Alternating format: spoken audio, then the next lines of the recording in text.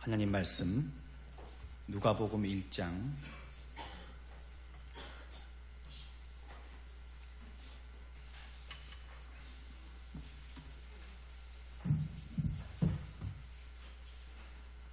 누가복음 1장 39절 말씀입니다.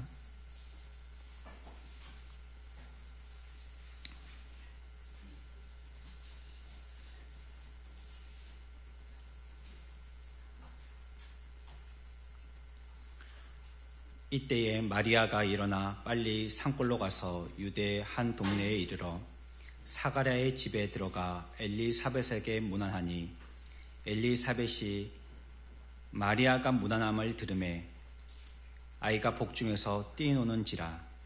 엘리사벳이 성령의 충만함을 받아 큰 소리로 불러 이르되 여자 중에 내가 복이 있으며 내 태중의 아이도 복이 있도다. 내 주의 어머니가 내게 나오니 이 어찌된 일인가. 보라, 내 문안하는 소리가 내 귀에 들릴 때에 아이가 내 복중에서 기쁨으로 뛰놀았도다. 주께서 하신 말씀이 반드시 이루어지리라고 믿은 그 여자에게 복이 있도다. 마리아가 이르되 내 영혼이 주를 찬양하며 내 마음이 하나님 내 구주를 기뻐하였음은 그의 요정에 비천함을 돌보셨음이라. 보라, 이제 후로는 만세에 나를 복이 있다 일컬으리로다. 능하신 이가 큰 일을 내게 행하셨으니 그 이름이 거룩하시며 긍휼하심이 두려워하는 자에게 대대로 이르는도다. 그의 팔로 힘을 보이사 마음의 생각이 교만한 자들을 흩으셨고 권세 있는 자를 그 위에서 내리치셨으며 비천한 자를 높이셨고 줄이는 자를 좋은 것으로 배불리셨으며 부자는 빈손으로 보내셨도다. 그 종 이스라엘을 도우사 긍휼히 여기시고 기억하시되 우리 조상에게 말씀하신 것과 같이 아브라함과 그 자손에게 영원히 하시리로다 하니라. 마리아가 석 달쯤 함께 있다가 집으로 돌아가니라. 아멘. 우리 오늘은 주일이 아니니까 조금 가벼운 마음으로 옆에 있는 분들하고 한번 인사하고 예배하겠습니다. 뭐라고 인사하냐면요, 그냥 안녕하세요 하지 말고 오늘은 또 날인 만큼 메리 크리스마스를 한번 해보죠. 예, 옆에 있는 분하고 또 앞뒤에 있는 분하고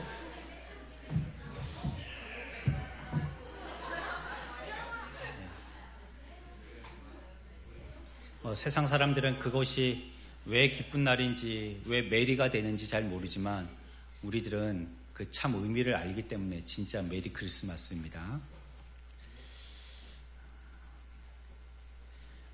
여기에 몇 명의 인물들이 나오는데 여러분들이 좀 낯설게 듣는 인물들이기 때문에 먼저 인물부터 조금 살펴봐야 되겠습니다.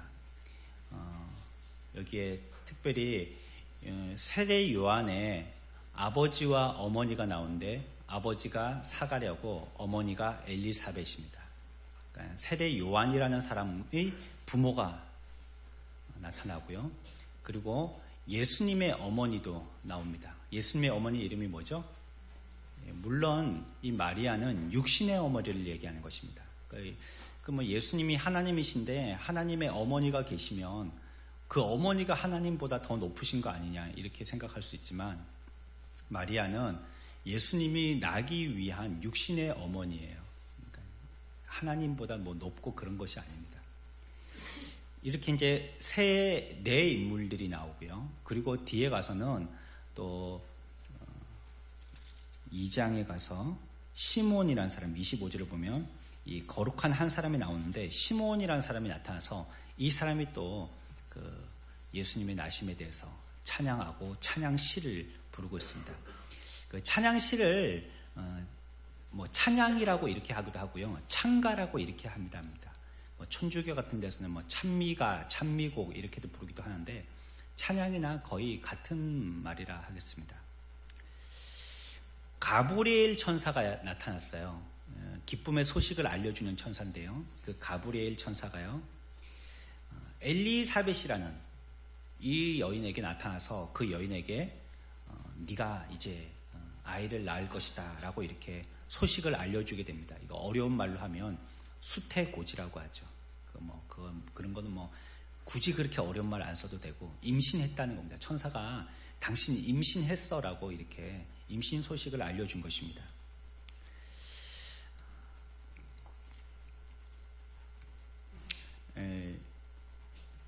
마리아가요, 자기도 임신했고요, 또 엘리사벳도 임신한 거예요. 그러니까 임신하기 어려운 두 사람이 같이 임신이 된 것입니다. 마리아가 자기가 들은 임신 소식을 기뻐서요, 또 임신을 한 엘리사벳에게 찾아갔습니다. 마리아가 엘리사벳을 보자마자 마리아 몸속에서 특별한 행동이 나타나는데, 마리아는 엘리사벳의 그 임신에 대해서 직접적으로 무엇인가 표시로 알지를 못했지만은, 그가 그 엘리사벳 앞에 갔을 때에 엘리사벳이 임신했다는 것을 갖다가 알게 되어집니다. 그리고 그뿐만이 아니라 엘리사벳하고 인사를 하게 되는데, 뱃속에서, 마리아 뱃속에서 특별한 일들이 일어났죠. 요한이 마리아가 성령으로 임신했다는 것을 예수님도 반응하시고, 엘리사벳의 그 뱃속에 있는 세례 요한도 반응하면서 서로가 알아본 것이죠.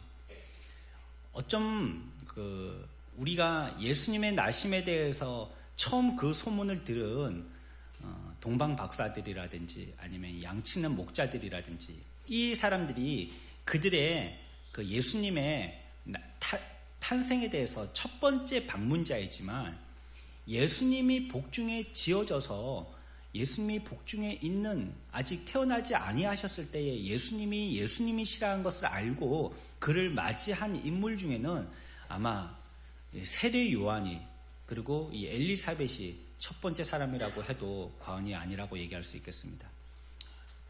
지어져서 탄생하기도 전에 벌써 알아봤으니까요. 그래서 배에서부터 세례 요한은 엄마 뱃속에 있을 때부터 마리아 뱃속에 있는 분이 예수님이심을 알아본 것입니다. 엘리사벳과 이 뱃속에 있던 세례 요한은요, 예수님을 알아보고요, 그분께 대해서 나름대로 찬양한 것이죠. 복중에서 그분이 어떤 분이신지를 알았기 때문입니다. 또 성령이 엘리사벳에게 충만하게 임하였고요, 엘리사벳은 성령의 감동을 받아서 큰 소리로 마리아와 또 마리아 뱃속에 있는 아이를 축복합니다.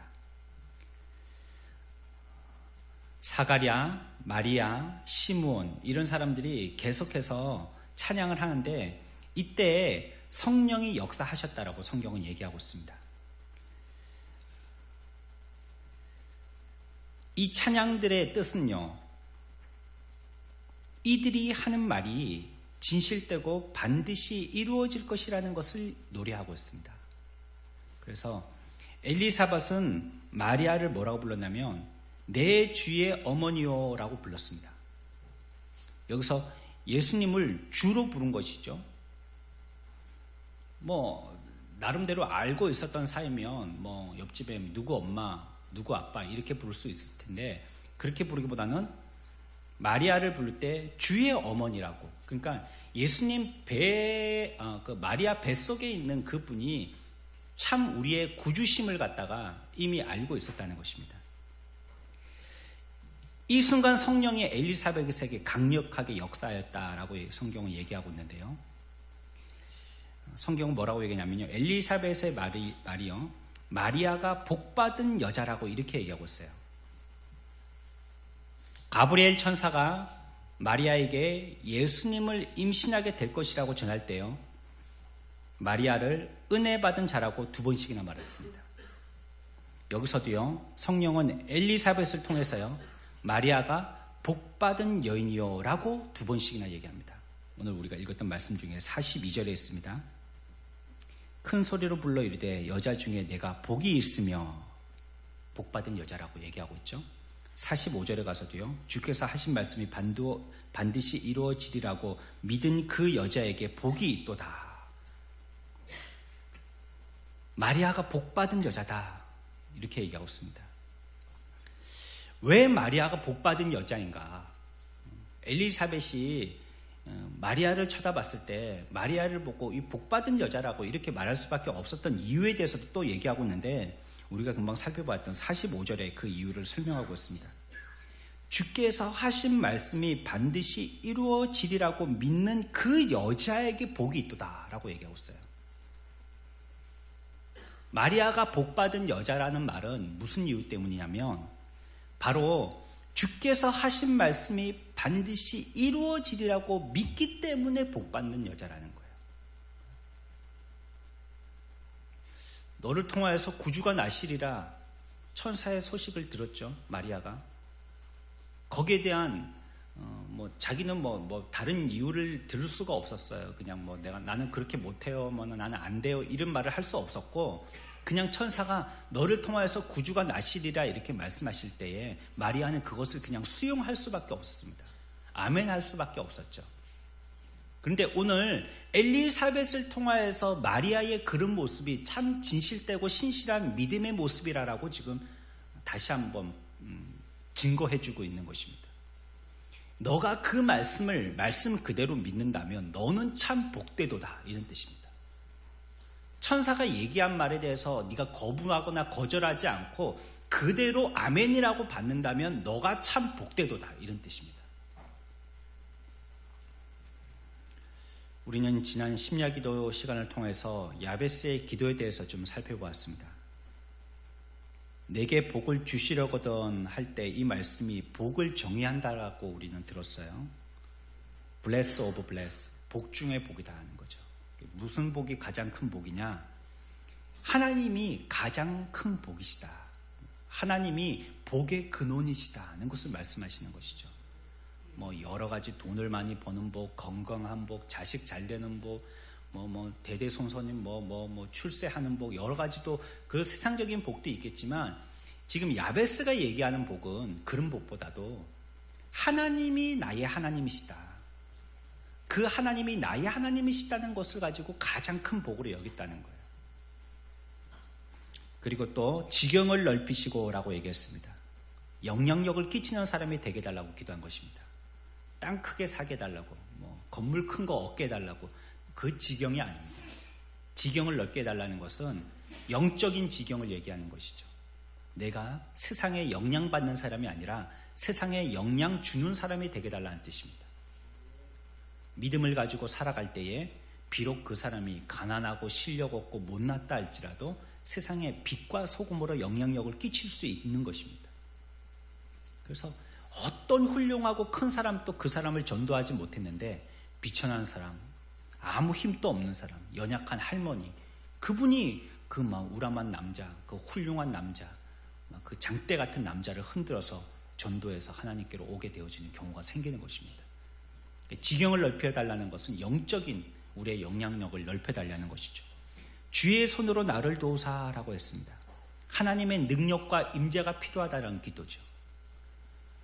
우리의 일들에 문제가 자꾸 꼬였을 때 그 문제를 해결하려고 하는 것이 사람의 방법이라든지 돈이라든지 이런 걸로 해서는 그것이 해결 안 나고요.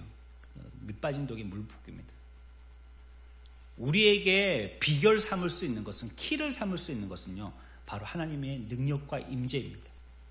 하나님의 능력이 있어야 되고 하나님의 함께 하심이 있어야지만 그 문제가 해결되는 것이지, 아무리 돈 많아도 소용이 없는 거예요. 안 되는 것입니다.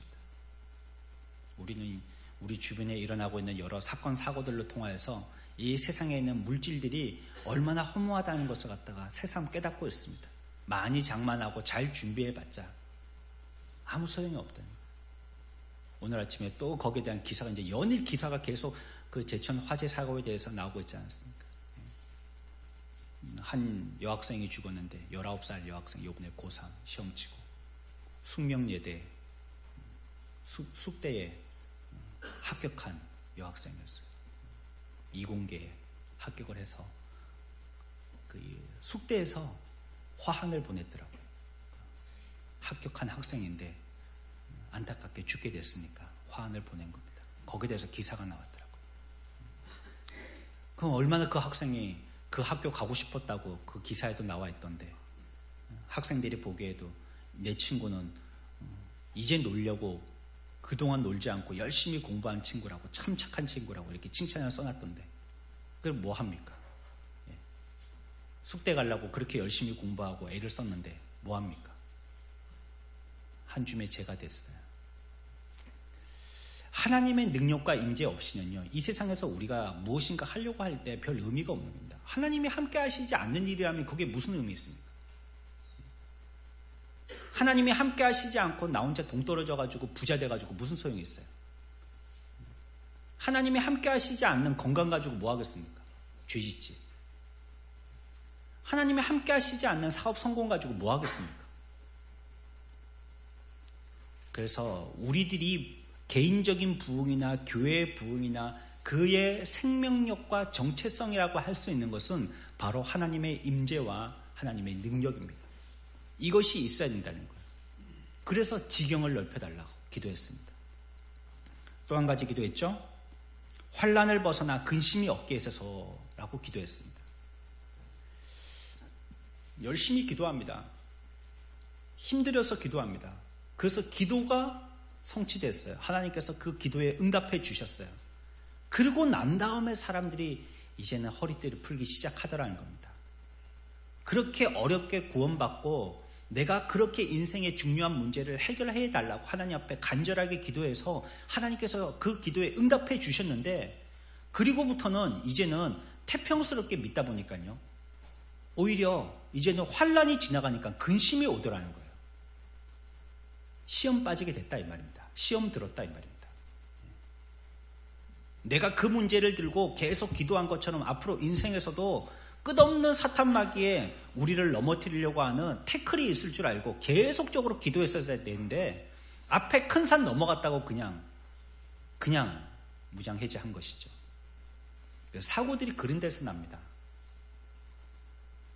작은 사고가 모여가지고 큰 사고 나는 거예요. 이번에 화재 사건도 보십시오.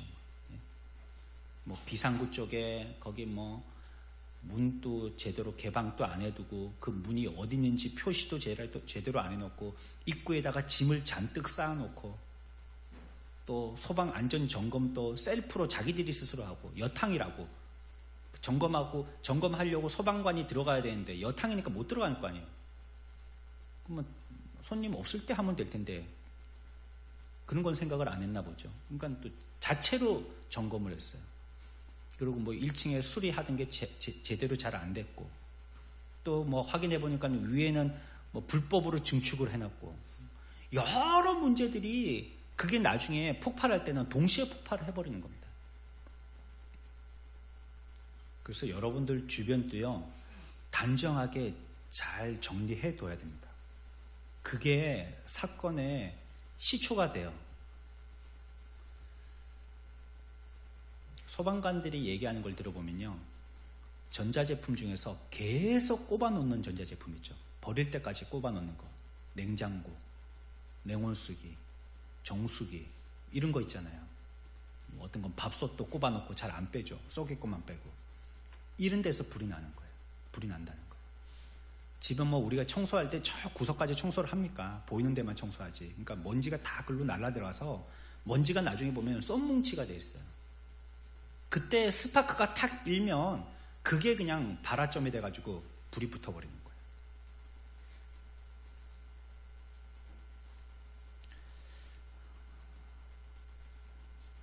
우리가 이런 데에서 안심을 하는 순간 무엇인가 또 놓치는 게 있을 수 있는 거예요. 됐다 싶으니까. 이 정도 하면 완성됐지 싶은데 정리 안 하고 또 우리가 깨어서 기도 안 하고 그 부분에 대해서 미리 알아서 준비해서 시험 들까 항상 막 여러 개를 눈을 가지고 있는 그 선지서의 그 모양과 같이 우리들도 두루 살펴서 그런 시험거리가 없는가 깨어있지 않으면 나는 환난을 벗어났다고 허리띠를 풀었는데 뒤에 보니까 근심이 따라오더라는 겁니다. 이런 일은 굉장히 많습니다. 그래서 우리가 여기서 읽어보았던 야베스는요, 이런 거 없게 해달라는 거예요.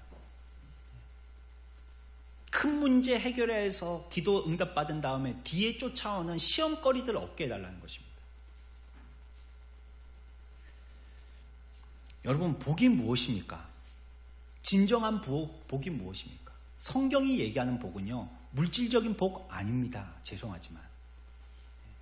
그럴 것 같으면 예수님이 제일 복 못 받은 사람입니다.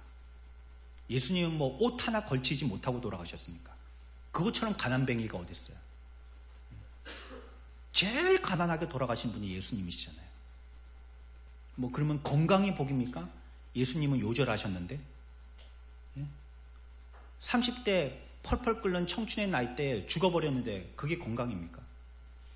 출세입니까? 예수님을 따라다니던 제자들은 다 어떤 사람들입니까? 어부들, 사람들한테 손가락질 받는 사람들, 아무것도 못하는, 세상적으로는 별로 인기도 없는 그런 직종의 사람들, 그런 사람들이 제자들이었잖아요. 성경이 얘기하는 복은요, 영적인 복입니다. 물질적인 복을 얘기하는 게 아니에요. 영적인 복을 얘기하고 있어요. 우리의 영이 복을 받으면 육신은요, 시간이 지나면 자동적으로 복받게 되는 것입니다. 우리 영혼이 잘 돼야지 범사가 잘 되는 거예요. 우리 영혼이 잘못되면요, 범사는 완전히 무질서하게 되는 것입니다. 세상 사람들 보십시오.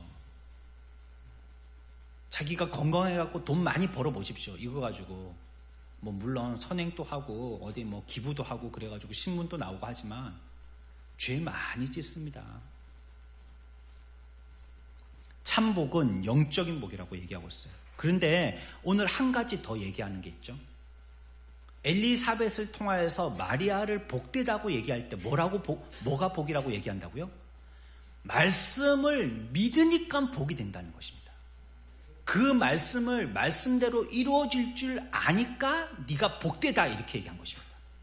다시 읽겠습니다. 45절 우리 다 같이 45절 읽겠습니다. 시작. 주께서 하신 말씀이 반드시 이루어지리라고 믿은 그 여자에게 복이 있도다. 아멘. 그래서 마리아가 복되다는 거예요. 우리의 인생에 하나님의 말씀이 그대로 이루어질 줄 믿으면 복된 줄 믿으시기 바랍니다. 그게 복이에요. 그런데 그게 세상과는 좀 차이가 나는 게 있어요.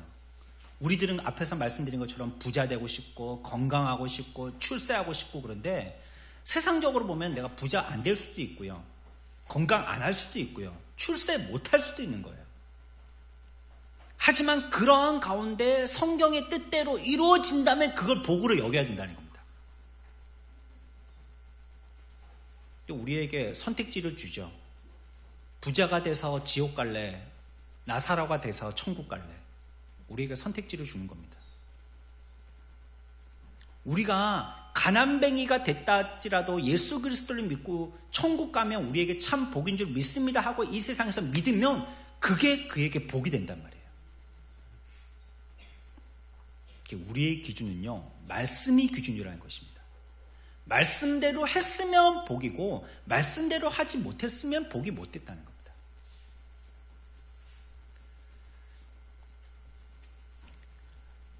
장교의 발빠른 나는요, 영적인 복이 진짜 복인 줄 알지만은 여전히 세상 복을 더 바랍니다. 그리고 그 복을 달라고 구합니다. 영원한 복은요, 진짜 복은요, 영적인 복을 사모하는 것입니다. 이게 진짜 복입니다. 처녀가 임신하게 된 사실을 갖다가 받아들이는 것은 참 어려울 것입니다. 쉽지 않을 것입니다. 그래서 하나님은 마리아를 계속 격려하고 계십니다. 엘리사벳을 통해서요, 축복의 선언을 들은 마리아가요, 마치 오페라의 아리아를 부르는 주인공처럼요, 하나님을 찬양합니다. 그래서 우리가 오늘 읽다가 중간쯤 읽었지만요, 1장, 2장을 갖다가 통틀어서 보면 전부 다 그 찬양의 노래들이 나와요. 찬양의 노래들입니다. 앞에는 마리아가 찬양했고 뒤에 가서는 사가랴가 찬양하고 또 뒤에 가서는 2장에 가서는 또 시므온이 찬양하고 계속 찬양합니다. 또 2장 14절에 가면요, 거기다가 천군 천사들까지 합세해서 찬양을 합니다. 그리고 2장 20절에 보면 예수님을 본 목자들도 찬양합니다. 예수님께서 이 땅에서 이루실 하나님의 구원을 생각하니까 모두 찬양이 되는 것입니다. 우리도 그래야 됩니다. 하나님이 하나님의 뜻을 이루실 때 찬양해야 됩니다. 내 뜻이 아니고요, 하나님의 뜻을 이루실 때 찬양하는 것입니다. 하나님이 기뻐하실 일, 하나님이 되게 하실 일, 하나님이 이루어 가시는 일, 그걸 보고 우리들은 기뻐하고 환호하고 하나님께 영광 돌리며 찬양하는 것입니다. 여러분들 그런 거 있잖아요. 자녀들이 잘 되면 부모 자기는 자기 잘 된 것보다 더 기뻐하는 거. 그렇죠? 내가 잘 되는 것보다 우리 자녀들이 잘 되면 그게 흐뭇하고 기쁘잖아요. 막 박수가 절로 나오잖아요, 속에서. 그것처럼 주님이 잘 되심이 우리들에게 영광이 되어주고요. 주님의 뜻을 이루어 가심이 우리들에게 기쁨의 찬양의 노래의 가사가 되는 것입니다. 먼저 마리아의 찬양의 기쁨에 대한 고백으로 시작되어지죠. 근데 우리가 이해되지 않는 것이 있습니다. 마리아가 찬양하긴 찬양하는데요. 마리아는 예수님의 어머니니까 뭐 우리들은 당연히 찬양해야지. 어머니가 뭐 아들을 그래 좋다고 안 할 수 있겠나 이렇게 생각할 수 있지만요. 사실은 마리아의 상황은 지금 찬양할 만한 상황은 아닌 거예요. 마리아는요 지금 처녀거든요. 마리아가 결혼을 안 했어요. 요셉이라는 남자하고 같이 결혼을 하면 뭐 아이를 낳고 어쩌고저쩌고 하겠는데 지금 마리아는 홀몸이에요. 그냥 아직 미세라는 말이에요. 그런데 그 사람에게 아이가 뱄어요.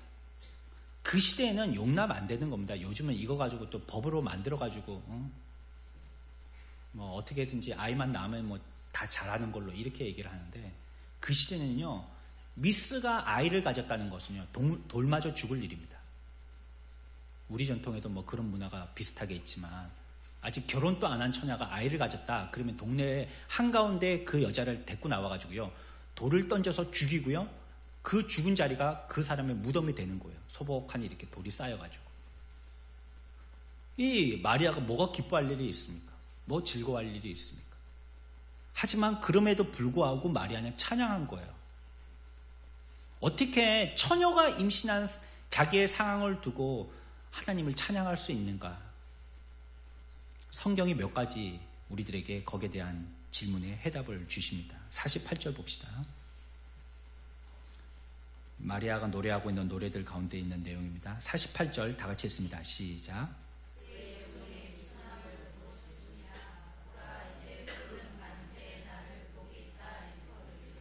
아멘.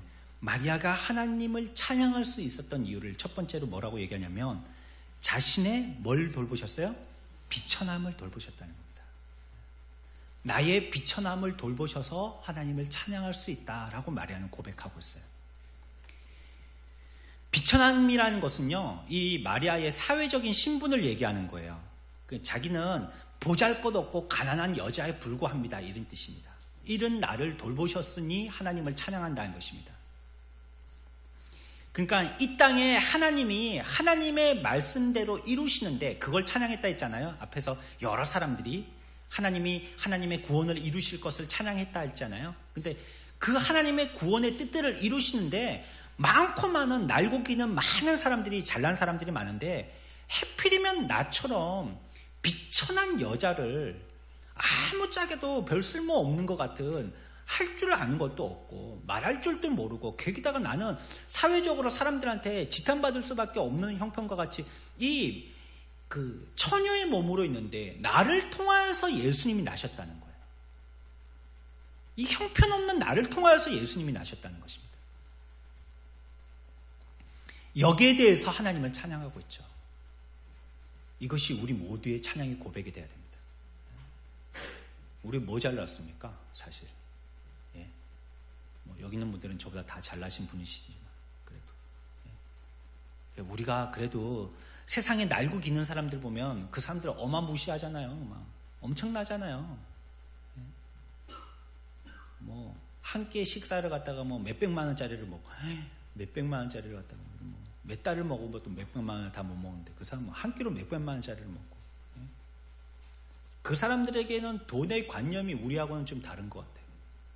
돈을 쓰는 게 우리하고는 좀 우리는 뭐 만 원짜리 한 장도 덜덜덜덜 떨지만 이 사람들은 뭐 꺼내면 뭐 동그라미가 뭐 6개씩 7씩 되는 그런 종이를 갖다가 한 장씩 꺼내니까 우리하고는 그 단위가 다른 것 같아요.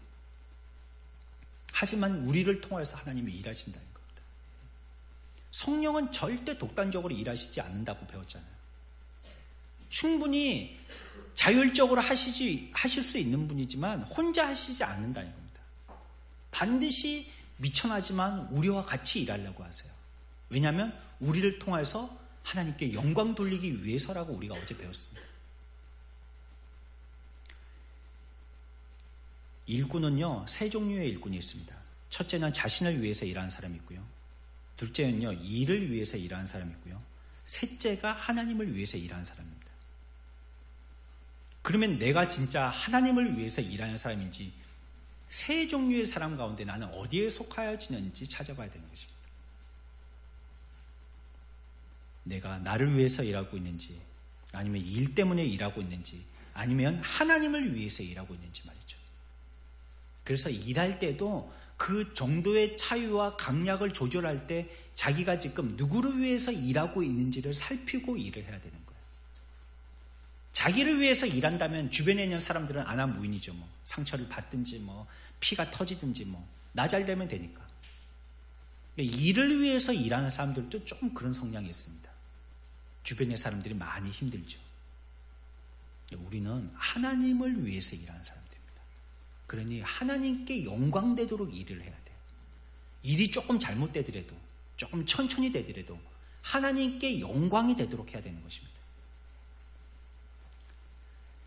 회사에 조그만 심부름꾼을 불러서 소사라고 부릅니다. 몰래 보낸 심부름꾼이 밀사입니다. 하나님의 심부름꾼은 천사입니다. 특별한 심부름꾼을 불러서 특사라고 부릅니다. 급하게 일시킬 심부름꾼을 불러서 급사라고 부릅니다. 임금의 부름을 받아서 심부름하는 사람을 칙사라고 부릅니다. 공적의 심부름꾼을 공사라고 부르고요. 심부름을 받은 신하를 불러서 사신이라고 부릅니다. 그리고 심부름을 받은 주의 제자를 불러서 사도라고 부릅니다. 그리고 심부름을 받은 저와 여러분들은 주의 사자와 같은 자들입니다. 우리는 이 귀한 일들을 맡고 있는 자들입니다. 우리가 맡고 있는 것입니다. 그런데도 불구하고 우리들은 이 연약한 자, 이 미천한 우리들을 통해서 하나님은 일하고 계신다.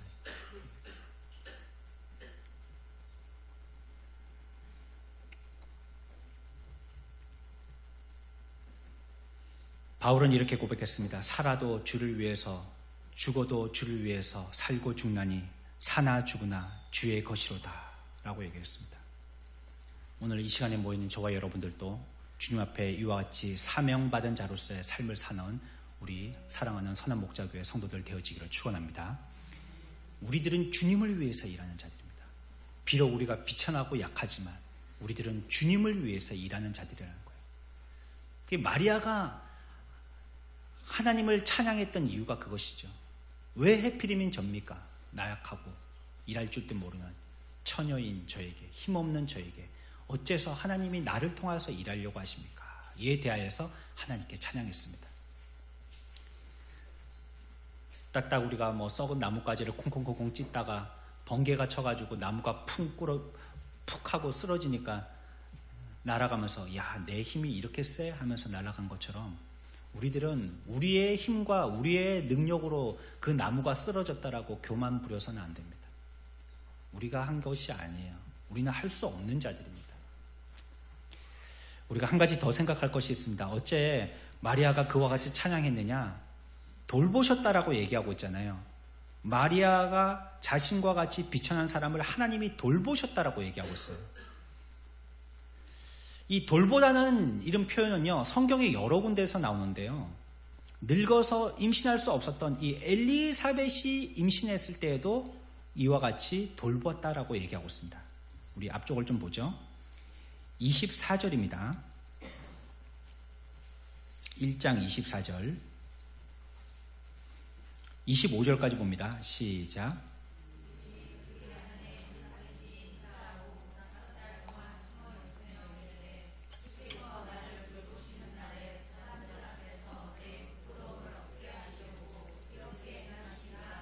아멘. 주님이 돌보시면 우리들에게 뭐가 없어져요? 부끄러움이 없어지더라는 겁니다. 우리를 돌봐주시면 부끄러움이 없어지더라는 거예요. 뭐 어쩜 보면은 이 엘리사벳은 나이가 많았기 때문에 만약에 80 먹은 할머니가 있는데 임신을 했어요. 아이고 경사났네 하겠어요? 아니면 아유 부끄러워 하겠어요? 좀 부끄럽겠죠. 할머니가 80 먹은 할머니인데. 그렇죠? 그러면 이제 데리고 다니면 아들인지 손주인지 손주라고 얘기할 거 아니에요. 그렇죠? 이런 우리의 어떤 육신적인 부끄러움들을 갖다가 예수님께서 다 사해 주셨다는 거예요. 그걸 돌봐주셨다는 것입니다. 이게 내게 부끄러움이 안 되게 해주셨다는 말이에요. 누가복음에서 보면요, 예수님께서 변화산에 오르셨을 때요, 귀신 들린 아들을 둔 아버지가 있었어요. 아버지가 찾아와서 그 예수님께 뭐라고 부탁을 했냐면요, 내 아들을 살려주십시오라든지 내 아들이 귀신에서 놓이게 해주십시오라고 요청하지 않았어요. 뭐라고 요청했냐면요, 내 아들을 뭐라고 했겠어요? 내 아들을 돌봐주십시오라고 했어요. 돌봐달라고 했어요. 내 아들을 돌봐주십시오 했어요. 주님이 돌봐주시면 귀신 또 노임받는 거예요. 구약에도 보면 공경에 처한 많은 사람들이 있는데 그 사람들도 이와 같이 돌봐달라고 표현했어요. 사무엘상 1장 11절에 보면 서원하여 이르되 만군의 여호와여 만일 주의 여종의 고통을 돌보시고 나를 기억하사 주의 여종을 잊지 아니하시고 주의 여종에게 아들을 주시면 내가 그의 평생에 그를 여호와께 드리고 삭도를 그의 머리에 대지 아니하겠나이다. 누구의 기도일까요? 한나의 기도입니다. 한나가 아이를 가지지 못하였을 때에 주님 앞에 나와서 기도할 때 이런 기도를 한 것입니다. 주님, 나를 돌봐주십시오. 여인의 고통을 돌봐주십시오라고 기도한 겁니다. 우리에게도 고통이 있을 때 주님이 우리를 돌봐주시면 그 고통도 해결받을 줄 믿습니다. 여러분들이 부끄러움을 당할 때 주님이 돌봐주시면 그 부끄러움들도 해결될 줄 믿습니다. 여러분들이 혹시 사탄 마귀에게 잡힘이 당했을지라도 우리 주님이 나를 돌봐주시면 마귀에게서도 노임받을 줄 믿습니다. 성경은 우리에게 돌봐주신다라고 얘기하고 있어요. 세례 요한의 아버지 사가랴가 요한이 탄생한 후에요, 하나님을 찬양하면서 이렇게 고백했습니다. 오늘 우리가 읽었던 말씀 조금 뒤에 보면 68절에 나오는 말씀입니다. 찬송하리로다 주 이스라엘의 하나님이여 그 백성을 어떻게 했다고요? 돌보사 속량하시며 라고 얘기했습니다. 그 백성들을 돌봐줬다는 것입니다. 우리 인생에 주님께서 돌봐주시기만 하면 모든 문제는 끝이 있는 거예요. 다 해결되는 것입니다. 우리가 발에 땀이 나도록 사람들에게 가서 부탁을 하고 이 문제를 어떻게 해결할까 싶어갖고 막 돈을 갖다가 쓰고 그렇게 하지 않더라도 주님이 우리를 돌봐주시면 그 문제가 해결된다는 것입니다. 여기서 돌보다는 말은요, 이렇게 케어하다라는 뜻도 있겠지만요, 사실은 방문하다라는 뜻입니다. 뭐 한다고요? 방문하다. 우리 이번에 정수기를 드렸는데 정수기 누가 주셔가지고요, 우리가 받게 됐는데, 저기 정수기 이제 이렇게 멤버십인가요? 그거 가입하면 그 가방 메고 오시는 분은 뭐라고 그러죠? 예, 코디. 옛날에도 코디라고 불렀어요? 예? 코디. 옛날에는 그렇게 안 불렀던 것 같은데. 그러면 요구르트 갖다 주시는 분도 코디예요? 요구르트 갖다 주시는 분, 그분도 코디예요? 그건 요구르트 아줌마죠, 그렇죠? 그분은 왜 요구르트 아줌마라고 부르면서 저기는 뭐 청소하러 오시는 분은 코디라고 부르는지 모르겠어요. 기사 뭐 그렇게 부르죠. 여자 보고 기사라 하기는 좀 그렇고, 그러니까 무슨 말인지 잘 모르는 코디라고 붙였나 봅니다. 그분들이 한 달에 한 번씩 오시는 거예요. 오셔가지고 물통도 청소해 주시고 꼭지도 빼가지고 꼭지도 다 청소해 주시고 호수도 갈아주시고 필터도 갈아주시고 그러잖아요. 그러면서 와가지고 또 전단지도 갖고 와서 또 더 좋은 거 있으니까 이것도 한번 써보시라고. 22,000원짜리에 27,000원짜리를 쓰면 더 새고 굉장히 좋은 걸 주겠다고 막. 저것도 좋은데 저거 자기들이 갖고 하고 27,000원, 5,000원만 더 하면 더 새 걸로 주신다는 거예요. 안녕히 가십시오 했습니다. 와가지고 뭘 사십시오 하는 사람들을 방문 판매자라고 이렇게 얘기하지 않습니까? 방문해가지고 그 사람을 대면하고요, 그들의 문제를 해결해 주는 사람들입니다. 주님도 돌보신다는 것이 뭐 광선 쫙 나가게 한다든지 뭐 천사들 보내고 너희들이 알아서 해 이렇게 하시지 않는다는 겁니다. 하나님이 우리를 돌보신다는 것은요, 우리에게 직접 어떻게 하신다고요? 방문하신다는 겁니다. 우리의 집에 찾아오신다는 거예요. 그분이 직접 내 문제에 직접 개입해서 들어오신다는 것입니다. 뒤에 좀 볼까요? 7장 16절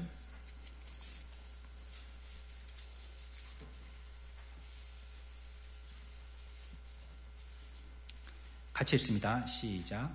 모든 사람이 두려워하며 하나님께 영광을 돌려 이르되 큰 선지자가 우리 가운데 일어나셨도다 하고 또 하나님께서 자기 백성을 돌보셨도다 하더라. 아멘. 친히 방문하셔서 돌보신 것입니다. 죽은 아들을 살려서요, 극한 절망과 슬픔에 빠져있는 이 과부를 구원하신 것에 대해서요, 친히 방문하셔서 돌봐서 살려주신 것입니다. 창세기 21장에서도 여호와께서 말씀하신 대로 사라를 돌보셨고 여호와께서 말씀하신 대로 사라에게 행하셨으므로 라고 얘기하고 있습니다. 주님이 직접 오시는 것이에요. 누구를 대신시키시지 않아요. 만유의 주인이시고 만주의 주신 그분이 오셔갖고 그분이 직접적으로 그 일들을 해결해 주시는데 해결 안 될 일이 없는 것입니다. 비록 우리가 눈에 보기에는 내가 원하는 대로 해결이 안 됐다 할지라도요, 우리가 앞에서 배웠잖아요. 뭐가 복이라고요? 뭐가 복이라고요? 하나님의 말씀대로 되면 복이라는 거예요. 그게 내가 원하는 대로 되지 않았다 할지라도 하나님의 말씀대로 되면 그거는 복인 거예요. 우리들에게 그와 같이 나타내 주셔서 우리들을 선한 손길로 인도하여 주시는 것입니다. 하나님은 우리의 부끄러움을 없게 하시려고 나를 찾아오십니다. 하나님은 우리가 공경에 처했을 때 나를 찾아오십니다. 하나님은 우리가 고통 가운데 있을 때 나를 찾아오세요. 하나님은 우리가 절망과 슬픔 속에 있을 때 나를 찾아오십니다. 하나님은 우리가 고난 가운데 있을 때에 찾아오십니다. 오늘 성탄의 아침에 하나님의 말씀대로 이루어주심을 감사하고 믿는 자 되시기를 축원합니다. 이 작은 나에게 하나님의 사명을 주신 하나님을 찬양하는 사랑하는 우리 모든 성도들 되기를 축원합니다. 또한 나를 직접 찾아오셔서 내 눈에 눈물을 씻기시고 나의 신음에 응답하시는 하나님을 찬양하는 우리 모든 성도들 되기를 축원합니다.